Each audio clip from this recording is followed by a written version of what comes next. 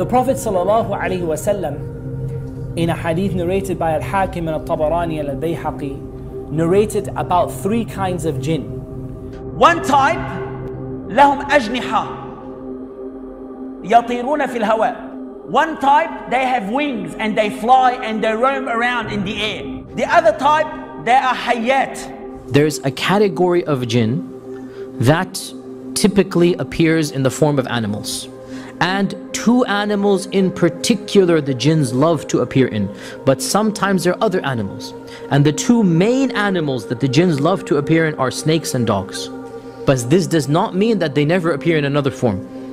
They could have other forms as well. The 3rd type of jinn is they come and they go. This is the one that seems to want to irritate us, want to frighten us, want to come into our lives. This 3rd category. Again, there is a lot of discussion about this hadith. And there are some things that we can say very definitively.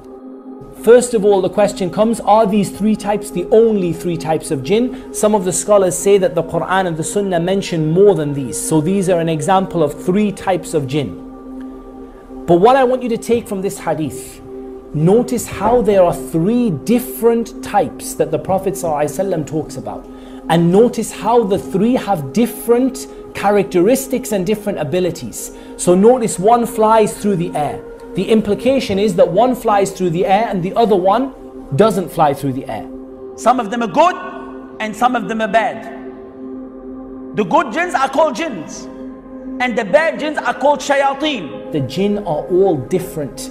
They have different abilities, different characteristics, they do different things, they like different things, they dislike different things. And there are different categories of shayateen. There's a shaitan, al-marid, and there's the afrit. As there's criminals, let us say, some of them are oppressors, some of them are transgressors, some of them are disbelievers. Also the shayateen, there are ranks, depending on their disbelief, depending on their power. And every type of them have different ability and different strength. Just like you, my dear brothers and sisters. Some of you can lift 20 kilos and some of you can lift 200 kilos. Some of you are intelligent and some of you are not as intelligent. So the jinns are like this. And Abu Dawood narrated from Jabir ibn Abdullah that the Prophet ﷺ said, if you hear the barking of a dog or the braying of a donkey, then seek refuge with Allah, for they see that which you do not see.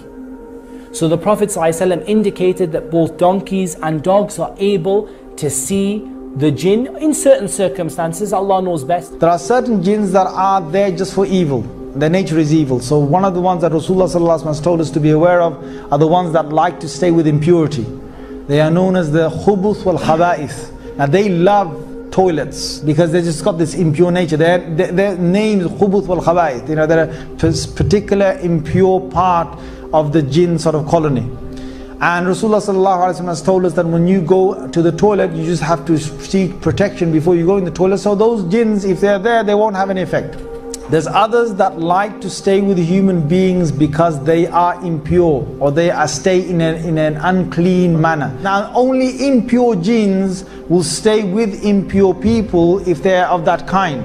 And they will just stay with them. Sometimes they won't affect them. There's one particular shaitan that will give doubts. So when people make wudu, some people get doubt. Did I wash this? No, let me wash it again. So they wash it again. And then after that, did I wash that little part of my elbow? No, let me wash it again. So they wash it again. This is doubt. This is doubt. And if you see any person who's in that, the best way is to get somebody who looks over them and tells them, just listen to me. Yes, you washed it. Now you just carry on. Allah subhanahu wa ta'ala tells us that the jinn say, وَمِنَّا الصَّالِحُونَ وَمِنَّا دُونَ ذَلِكَ. Some of us are righteous and some of us are not.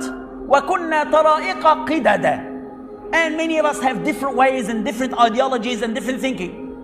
Some of them, the jinns, are Muslims. Some of them are disbelievers. Some of them are Jews, Christians, Buddhists, atheists, monks, everything. The same as human beings.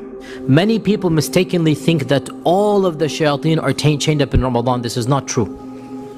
only the marada of the shayateen.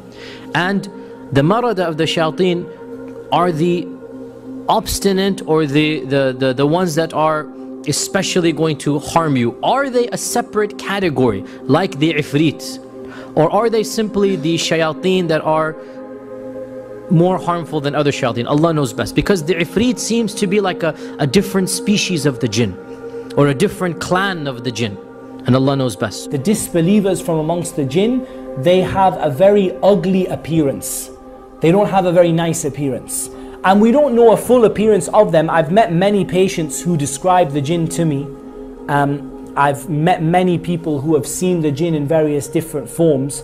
But I'm going to only quote you what Allah Azza wa Jal tells us about the jinn in their appearance, or about the evil beings from amongst the jinn.